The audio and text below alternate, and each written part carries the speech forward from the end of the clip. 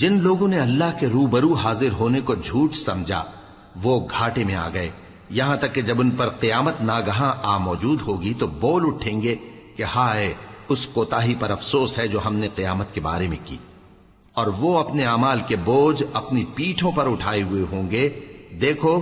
جو بوجھ یہ اٹھا رہے ہیں بہت برا ہے، اور دنیا کی زندگی تو ایک کھیل اور مشغلہ ہے، اور بہت اچھا گھر تو آخرت کا گھر ہے، یعنی ان کے لیے جو اللہ سے ڈرتے ہیں۔ کیا تم سمجھتے نہیں؟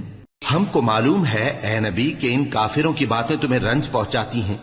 مگر یہ تمہاری تکذیب نہیں کرتے بلکہ ظالم اللہ کی آیتوں سے انکار کرتے ہیں،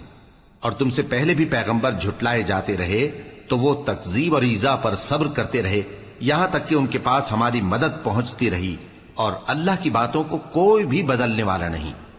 اور تم کو پیغمبروں کے احوال کی خبریں پہنچ چکی ہیں تو تم بھی صبر